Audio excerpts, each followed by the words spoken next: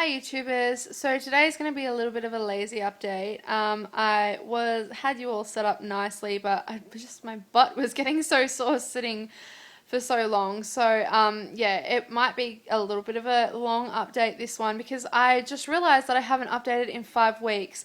I have been thinking to myself, I don't really have enough to update because my symptoms are changing daily. So I didn't think that I had enough to update. And then I've realized that it's been so long that now I have way too much to update. So I'll start with symptoms. I will start with saying that I have been really, really, really tired on and off lately. So one day I'm never as energetic as before I was pregnant, let's put it that way. But when I do have 5 minutes where I am actually sort of awake and able to function, I try to run around and do as much as I can. So it kind of seems like I have a ridiculous amount of energy and I'm going absolutely crazy doing housework, but it's not that at all. It's just that I really want to use the energy while I have it. So other days I seriously can't even drag myself out of bed. Some days I'm getting up at 5:30 in the morning and cleaning until about the only time that I can have a nap is between 12 and 3, which is when Mary Jane has her nap. I have had one nap. Yeah, I think it was one nap. And then I fell asleep a few days ago for about 20 minutes. And then my mum woke me up. Thanks, Mum. So that's it through my whole pregnancy. So yeah, usually I go to sleep if I do decide to have a nap, and then I think of a billion things that I need to do. So I don't try and have naps anymore because there's no point. So yeah, so that was it for tiredness. And I was told by my book-in midwife that my iron is fine, but my iron stores are low. And she said, don't worry about that. That doesn't mean anything. And then the second midwife that I've had great midwives this pregnancy, and I'm so happy for that because last pregnancy they kind of put me down a little bit. I didn't really get as excited as I could have about all of my symptoms, I guess. You get told, oh, this could be a labor symptom, and this is how baby's position is, and those midwives will kind of like in and out. We don't want to tell you any information, we just want to write it down. You don't need to know. So yeah, it was a little bit sucky last time, but this time they want to tell me absolutely everything, and they kind of keep me in there for longer. I'm kind of like, see ya, and they're like, oh, do you want to know any more? Like, they love telling me, so I love it. So my second midwife said that the reason that they worry about iron stores is because if I have a bleed in labour, then I need my iron stores. So she did say, I would like to start seeing you take iron, which I have been doing ever since. But that hasn't helped me with my energy. But she did say that I am still in the regular range for iron, but it is a lot lower than when I first felt pregnant. So she said that might be why you're tired, but it has turned out not to be. I'm still tired even after taking iron. So I'm supposed to be taking vitamin D. I ran out ages ago and haven't gotten any new vitamin D, so I'm not doing that. Naughty. And then I take 2 evening primrose oil tablets orally. I started off with 1 and then upped it to 2. And I also do take 2 internally as well. If you don't know what that is, then look it up. But it just helps soften your cervix so that you can have a faster labour, or sometimes it can bring labour on a little bit earlier, I think. But there's not really, every induction method is sort of like, who knows if it really worked or not. But I know for Mary Jane, when I started using them, I did have a very fast labour with her. So I have a feeling that it worked for me to give me a fast labour, and that's all that I ask. So you do need to start doing that early. I think I started taking them at 34 weeks, and I've taken them every single day. So yeah. I don't know if it's helping because here at my hospital they don't do any internal checks until you're 40 weeks. So I don't know anything about anything. I don't know if I'm effacing, if I'm dilating. I don't know anything about it. So I possibly will have a stretch and sweep at 40 weeks. They did tell me that I was allowed to have one at 40 weeks. And if they couldn't do it at 40 weeks, to call every day until I found a day that they could do it, because they might be really busy in there. So yeah, they just said you can call every day until we can give you one and you can have up to 3. And with my last pregnancy, it was kind of like, nope, you're not having one until you're way overdue. They didn't give me one until I was 41 and a half weeks. So, yeah, these midwives are just so much cooler. And I did say to them, aren't they going to get annoyed with me calling the labour ward saying, I want a stretch and sweep, give me a stretch and sweep. And she said, well, it's your right to have them after 40 weeks. And because I'm going to write on your file that we're concerned of his size, and we don't want you to go too far overdue, they will see your file and say all right, and they'll agree. It's just that with Mary Jane, they said I was having a big baby, but they weren't 100% sure. Sorry, that was supposed to be inverted commas, but you couldn't see. They weren't 100% sure, so it's kind of like, we'll just wait and see what the baby comes out like. But now that I have the evidence that I had a big baby, they're more like, okay, all right, well, this could be a big baby, so we will actually do something about it this time, which is nice.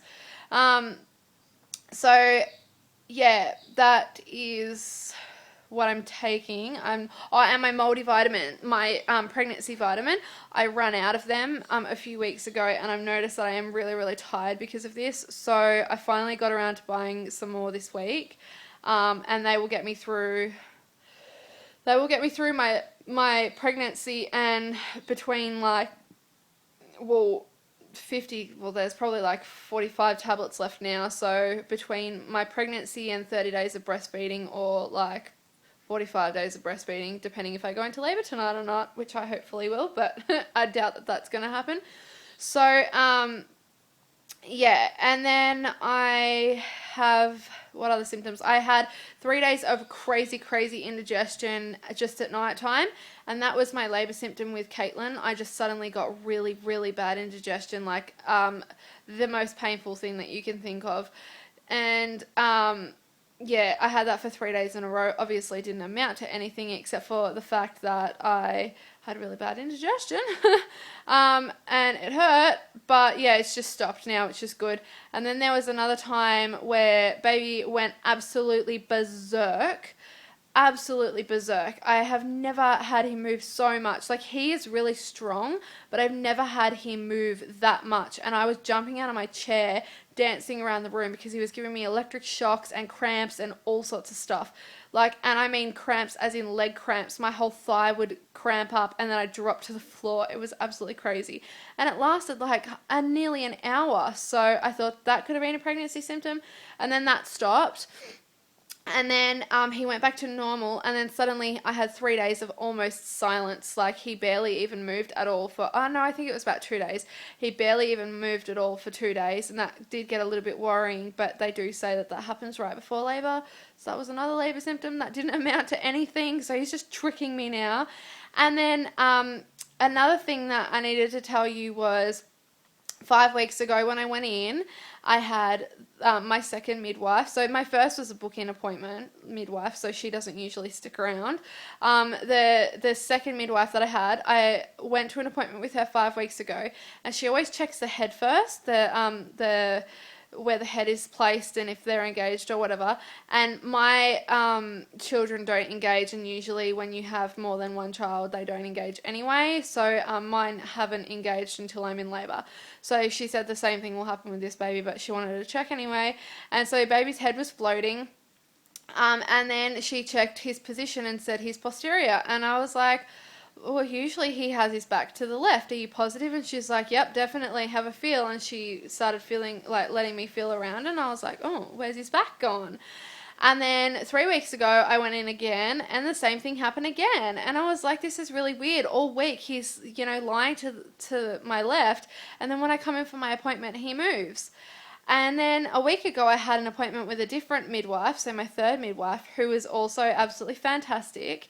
And she checked his position first and said his back's on the left. And I said, do you think that maybe because he doesn't like his head being touched, maybe he moves? And she said that could have been very much what it was. So even though that they're sort of concerned of him getting too large, she also put, my third midwife put my mind at ease by saying that because I've had a posterior baby before and I've had a large baby before and I had no problems, they came out really easily, Caitlin was a very long labour, but 15 minutes of pushing. Mary Jane was around 15 minutes of pushing and a very short labour as well. She said that your body knows what to do, and we know that your body can cope with it, so we're not worried about it. And that also, yeah, no, I forgot what I was going to say. Yeah, so she just said that he's probably going to come out quite easily, and don't freak out that he's going to get stuck. That's something that they would think about a first baby. If it was posterior and a large baby, they would sort of be like, is the baby going to get stuck? But this one, she said, you've probably got a very, very low chance of him getting stuck. Yeah, so she also, I forgot what I was going to say again. Oh my gosh. Pregnancy brain. So, yeah, I spoke to her about, in I can't think of the word, but when they have to use intervention, so intervention during during labor, forceps and a vacuum. I said I want to refuse them. What do I do what happens if I refuse them? Like if he does get stuck, can I say I want to go straight in for a cesarean? She said you can, but it depends how far down the birth canal he is. It can actually be really dangerous to pull them back up because it can be way too much stress on them and way too much stress on your body. You can bleed out and he can have a heart attack. So I was like, oh, maybe I won't say no to them then. I really didn't want to use them. But I'm glad that I know that now and I can get used to the idea rather than finding out while I'm in labour, which, as I said, I'm now not freaking out that he's going to get stuck anymore. But if it does happen, I did say to her which one was better, and she said it actually depends on the doctor that does it, because it depends on what they're comfortable with. Whatever they're comfortable with is the better option because they'll use it properly. So yeah, I'm just pretty much just going to put all my faith into them, which is kind of scary because you know, but I'm going to do it. So other than that, I don't think that I've had any other symptoms. Just really tired. My belly is getting giant now all of a sudden. He's always measured, I don't know if I told you this already, he's always measured 2 weeks ahead. So yeah, they were going to sort of like do an ultrasound and stuff like that, but there really isn't any point because they always get the measurements wrong, like their size. I've never heard of anybody having an accurate size scan. I don't know what they're called, but weight scan. Also my weight as well, come to think of that. I haven't had scales in about 4 weeks. So I was a little bit worried to put the batteries in my scale. And I am now around about 76 kilos. Between 76. I think I was 76.5 during the day yesterday, but I think that I was 76 in the morning the other day when I put the batteries in.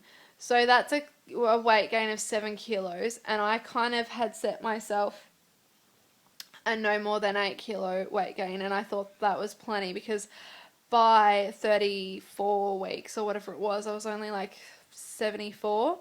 So I was like, yeah, 77 or 78, that's fine. Like, you know, that's probably way more than I'm actually ever going to get to, and now I'm already at 76 and a half, so I'm gaining up on that really, really quick, but it's still not more than the recommended, obviously, so I guess that I've just got to get over it. I'm starting to look really skinny anyway, so I'm just kind of like letting my body do what it wants now. I'm getting really over all of that sort of stuff. I am really looking forward to working out though and getting back into my pre-pregnancy body.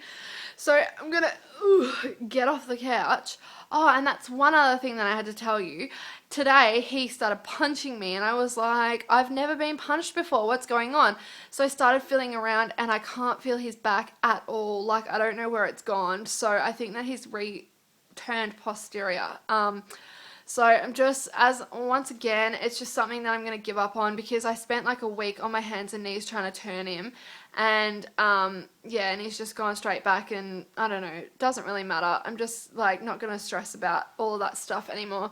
But yeah, I take my evening primrose oil at night time, all 4 tablets, and I have been waking up in the in the morning with the sorest pelvis in the world. Like, my back is killing and my hips feel like I just feel like I've been punched all over. Like, my pubic bone hurts. Like, to touch, it hurts. Like, the bone around your hole, I guess, like where your thighs are, really hurts. My back, I can't even get out of bed for a few minutes. I have to sort of like move around and loosen up the joints to let myself like move, because I seriously like have to walk with bent knees and like legs really far apart until it's all like loosened up. So I think that that's only been happening for probably about 4 days or 5 days now. I think that he turned posterior and that's what's doing it to me. Otherwise, I'm really like, my hips are widening to try and let him in. So I'm not really sure, but it hurts. So to get off the couch, I feel like I need a walking frame for a few minutes. But I'm going to just pop you down here to give you my belly view. I am wearing pants that I would usually wear a belly belt with because they're just normal jeans. So because I'm at home, I'm not wearing anything. So my button's just undone. So this is the belly. It's probably giant compared to my 34-week update. It has been growing pretty slowly if you look at my Instagram. But I think he's starting to like out here and down here now. It's kind of, I guess I don't really have any stomach muscles. That's kind of me holding my stomach muscles in. So you can see he's probably dragging because I do have quite a separation in my muscles. They're like this far apart now. So that's my belly. It looks funny when I'm wearing clothes. Look how big it is. Okay. Alright. So that is week 39. Hopefully I don't have to do a 34. Hopefully I don't have to do a 40 week, but I'm guessing that I will. So I'll see you guys next week and let you know how everything's going. I'll probably do it on Saturday so you guys know what happened at the midwife appointment. And I'll speak to you then. Check out my Instagram and my blog. See ya.